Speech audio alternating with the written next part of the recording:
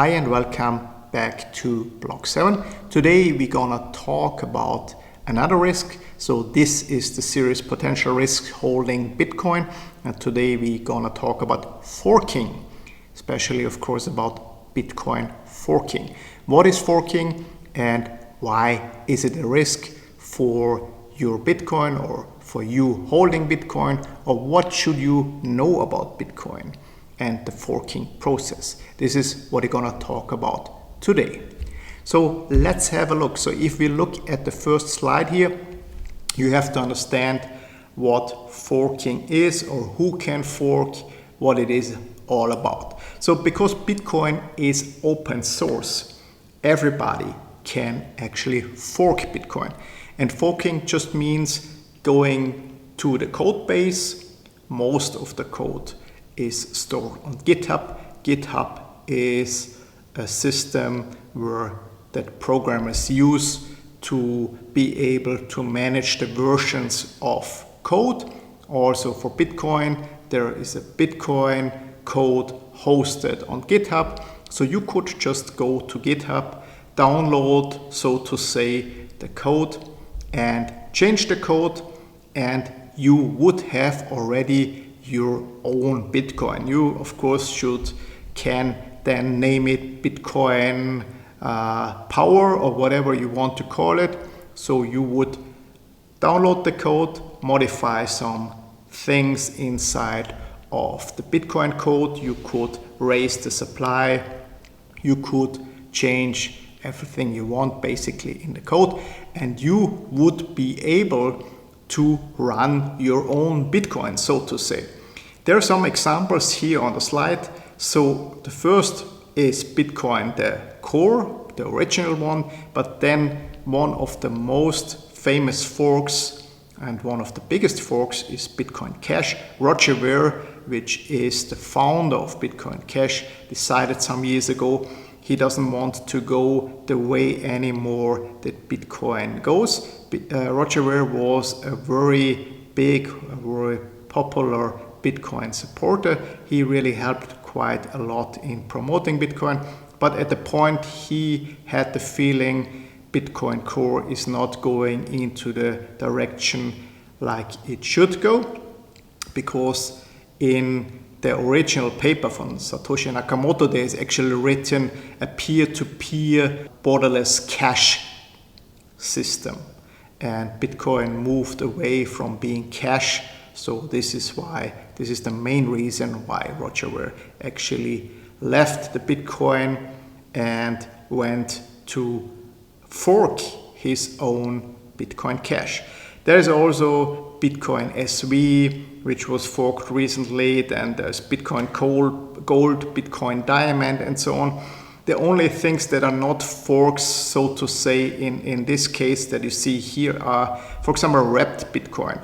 A wrapped Bitcoin is a Bitcoin on the Ethereum network. It would be too complicated to explain it here, but basically you could take your Bitcoin and wrap it in an ERC20, and then basically you can use the value of the Bitcoin on the Ethereum network. So not all of the Bitcoins or not all of the assets that have the name Bitcoin inside are actually Bitcoin forks. Some of them are also wrapped, so some of them are just bridged to Ethereum assets.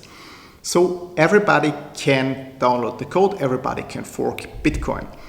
And the thing is, why is that not really a big risk for you?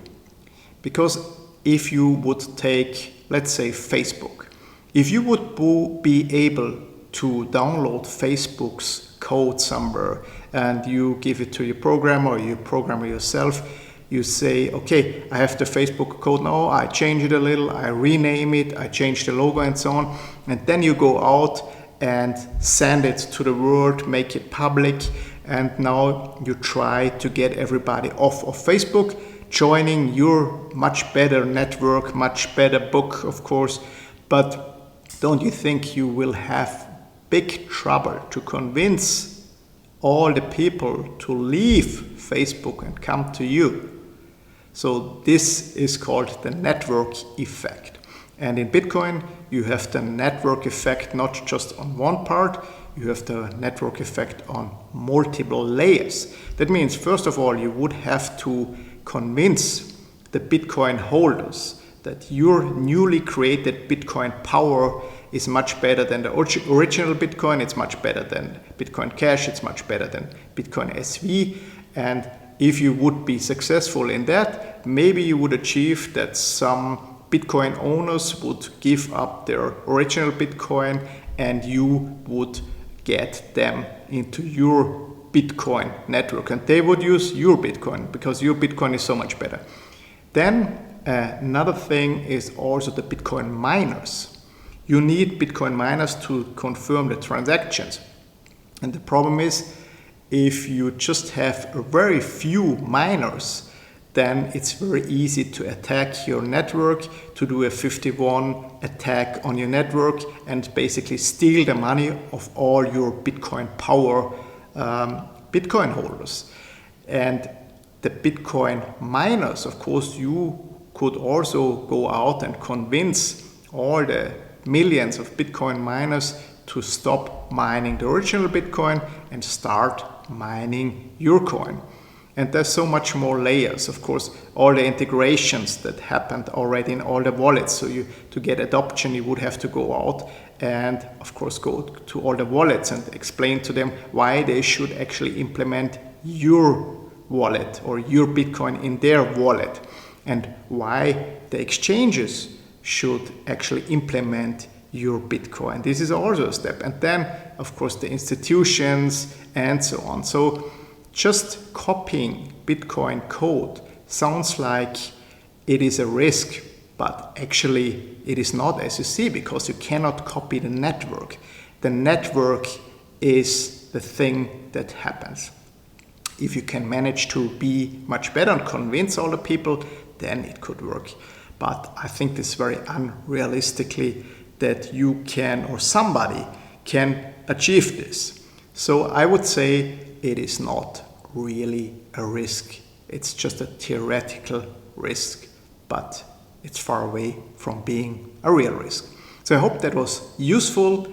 I think it's very interesting to know what a fork is and who can fork it, and to understand that actually everybody can fork it, but the value of Bitcoin, the value of every crypto asset, also the value of the new companies that we have now, Facebook, Pinterest, and so on, is basically bounded to their network. And this is the network value, and without the network, this is worth it.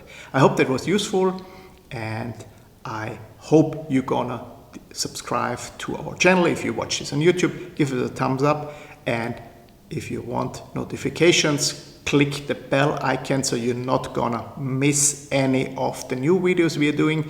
And I'll see you in the next video. See you. Have a great rest of your day. Bye bye.